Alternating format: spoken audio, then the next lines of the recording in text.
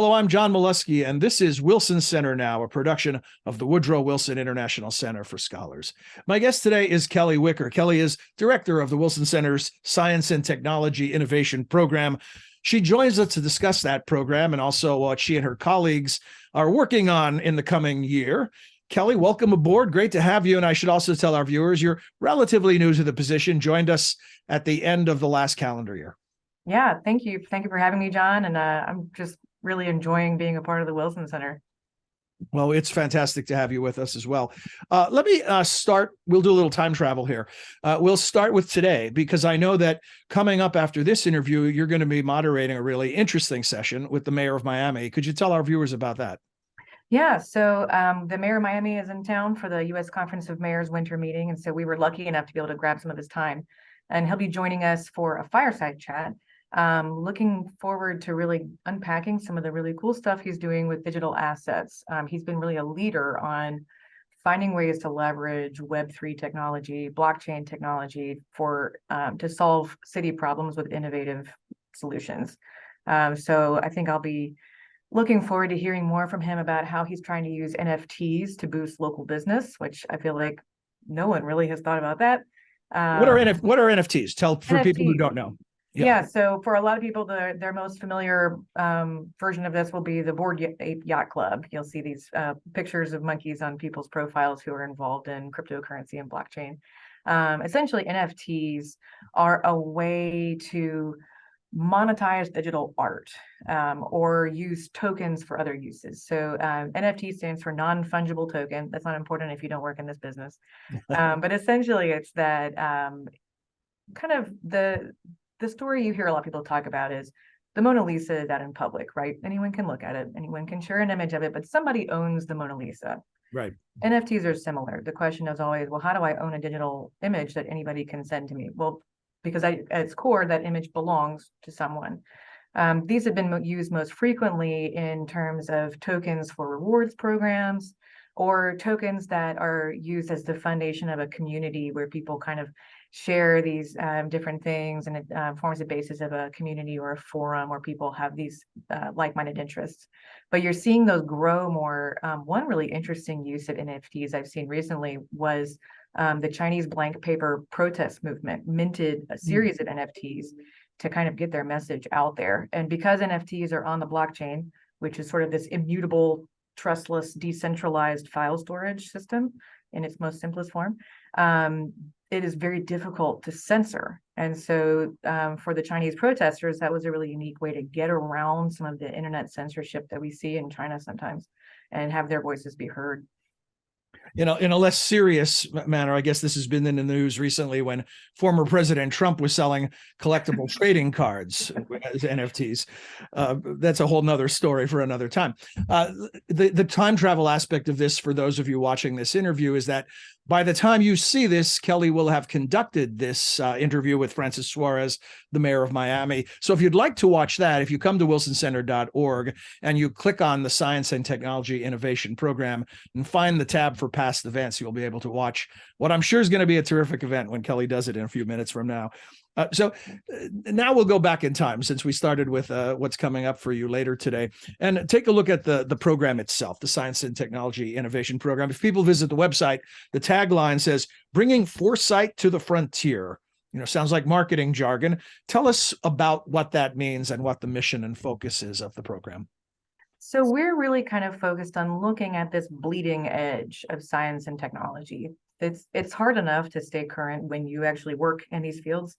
Now imagine you are a policymaker and your portfolio includes everything, and you're supposed to make smart legislation about science and technology. We don't have the time really to stay that up to date.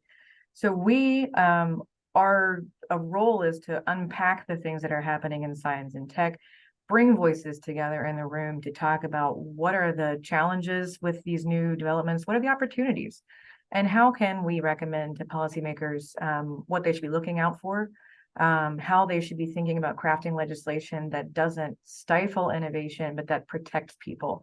I think, you know, a lot of times we in the United States always err on the side of freedom, because that's who we are, and allowing innovation to flourish without a lot of regulation, which is wonderful. And it's one of the reasons we're the home of a lot of innovation.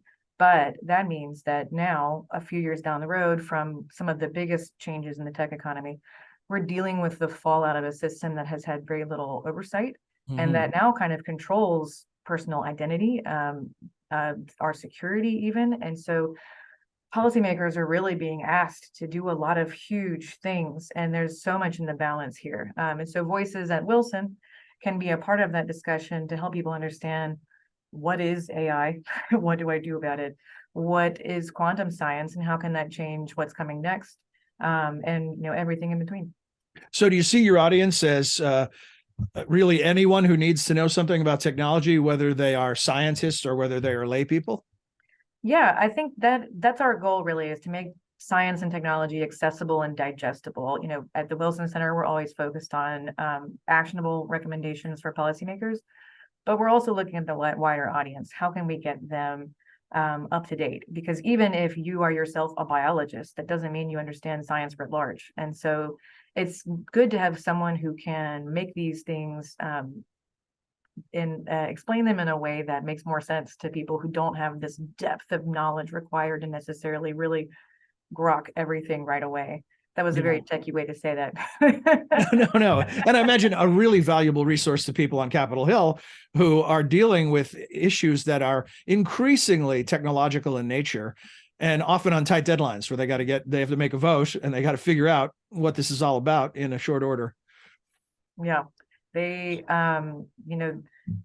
often we get to serve as a resource for the offices on the Hill, which is really exciting. But we're also trying to kind of bring a international eye too. These issues aren't just being legislated here; they're being legislated around the world. And there's sometimes this desire to really focus on just Europe, just the US, just where the big giant companies are located.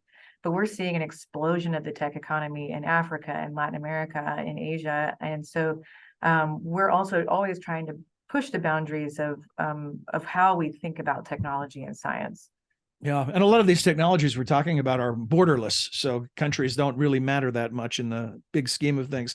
So, Kellee, you joined the program, as I mentioned, in late 2022, and you have a history of working with technology and being interested in technology. What interested you in particular about this program at the Wilson Center and signing on to lead it? Well, I have always said that if I could find a way to be in grad school forever, I would do it. But if only I could make money doing that. And the Wilson Center is kind of that. Being in this oasis of intellectual curiosity is really interesting. Everybody here has such wide opinions, ranging opinions. They're interested in a wide range of things, and people are interested in looking at it not through their existing bias. And if you can figure out what your bias is, if you work here, you're probably also seeking opinions that are going to break that. They're going to let you see around corners and see different ways of looking at things. And so that's something I really love. But I also really love working with tech and science across the spectrum. It's really appealing to me to be able to have a voice into these issues, not just one issue, but a multiplicity of them, and to find ways to connect with one another. I think often the more expert you are, the more desire you have to silo yourself off, because that's just where your expertise lies. But here at STIP, that's not how we do things. Things are very interrelated, and we're always looking for ways that one person's research can plug into someone else's so we can amplify that and really see the impacts of it grow. So I really enjoy that. And then I also really love the implementation aspect.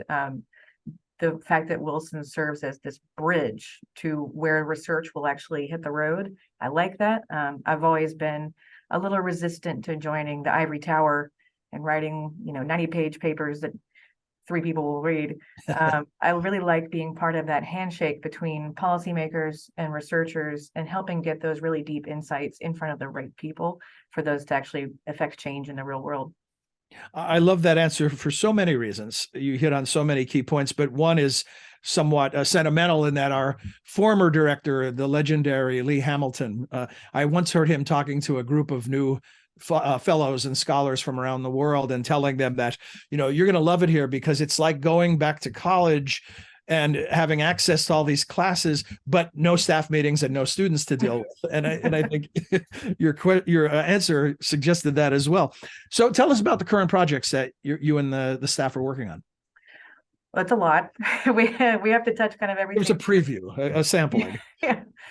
So one thing that I think we're most excited about is we're continuing our Tech Labs project, which has been 6-week long seminars where we bring congressional staff or executive branch staff in for once a week long sessions. And over the course of those 6 weeks, we unpack cybersecurity or AI or other topics that are hard to really grasp in terms of the legislative future. And those are really exciting, I think, because it gives us an opportunity to really deepen more than just 1 hour event or, a white paper we sent out, but really develop those relationships with them, help them develop relationships with one another, and then connect them with experts who can really speak into their portfolios about like, what is this stuff and what's coming down the pike. So that we're going to continue doing that, and I'm really excited about that. We're also doing, we're looking at AI more broadly, looking at how AI plugs into public health. We have a project where we're working to use AI to quantify uncertainty as part of a push to find a way to reestablish public trust in scientists. I think everyone will really agree that one of the worst fallouts of the pandemic is that we saw people kind of lose faith in doctors, in experts, in public leaders, in scientists, and that's going to really shake our ability to respond to future threats and future pandemics. And so we're looking at how can we help policymakers and leaders speak about these things when science is uncertain, and it's going to change. I might tell you one day to do this, and then in 2 weeks I tell you, never mind, I was wrong, do this instead. How can we help educate the public about how that works, how uncertainty in science works, why you shouldn't be worried, and when you should trust people. And that's just kind of it's a combination of understanding uncertainty and messaging better. We're also looking at in 2023, federal agencies have said that this is the year of open science, and open science is kind of just dropping the barriers to discovery and to collaboration on science for people around the world to be able to participate in scientific discovery. So is this what we used to talk about as citizen science? Yes, citizen science. It has so many names. That's one of the problems, actually, is everyone calls it a different thing, so nobody knows that they can collaborate. So it's not a very open system.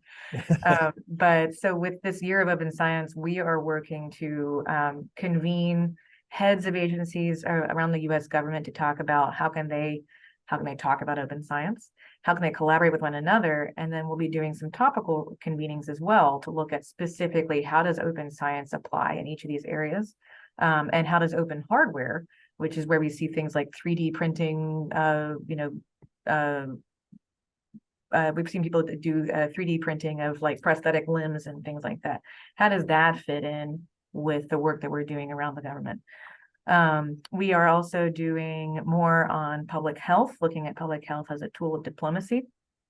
We are looking at a lot of stuff in space, which I think is going to be really interesting to a lot of people. We're releasing 2 interactive graphics to kind of help people conceptualize what are the things that are up in space in the different orbits, and how much debris is up there. And then also what threats are being posed to the satellites that we have in space that we increasingly are relying on for a lot of things. And then moving past that, we're going to start looking at national security in the era of commercial space. We've seen in the Russian-Ukrainian conflict, there's been a reliance on Starlink for operational abilities on the battlefield, but Starlink is a private company. What role do they play? What role do we as governments play? How does that work? This won't be the last time that this is true. So really moving forward into analyzing the commercial space age and the implications that it has for governments. And then we will also continue working with our Serious Games initiative, which is, I think, one of the most unique things we're doing at STIP. Through Serious Games, we're making really difficult concepts digestible to a variety of age ranges by making it a game, something that you can interact with directly, and watch how your decisions have impact on the things that you're doing. We are developing a game on misinformation, disinformation for DHS, and that'll be targeted at school-age students to help them understand, how do I tell what is disinformation? What do I do about it? I'm trying to build up that media literacy that has been contributing to the erosion of public trust. everything's interlinked. Right. And then we also have a game coming out that we're working with another program at Wilson to look at single-use plastic pollution. And that is really cool because we're going to be leveraging some relationships with researchers in the countries that are most impacted by that pollution, such as Indonesia. So we are looking forward to developing some of those to bring these huge, heavy concepts down to the like, oh, this is fun. Like you can play this game and come out with a better understanding of something that's really tough. Yeah, that's all exciting stuff. And I know I had some experience with one of your previous serious games on the budget, on the federal budget. And I've been involved with taking it to high schools and watching students participate. And it is amazing how easily it can work, where you take something that's a fun concept, video games, and turning into something really meaningful. Mm-hmm. The disinformation project, I work here, I work with you, and I didn't know about that one. That's a fantastic project. I look forward to seeing that one myself. Yeah. So all this stuff is very exciting, Kellee. Is there anything that before we wrap that I haven't asked you about that it's important for our viewers to know about? I guess I would just highlight that one of the challenges that we're always facing at STIP is that literally anything and everything could fall in our bailiwick. And often our work touches the work of other programs around the center and vice versa. And so just thinking about the role that technology plays in every aspect of our lives, of the way our government works, of our society, bringing your understanding of technology out of like, oh, it's chips, oh, it's phones, and thinking about it more broadly can really change the way that you view big intractable problems. And so at STIP, we're really hoping to raise the general understanding of the role of technology and science at every level of life, and to make sure that we're plugging in with programs around the center so that we can all kind of amplify and bolster one another's work without reduplicating. I think you can see this most frequently right now when we're talking about chips. Everyone at the center is doing something about chips. We're doing something about chips.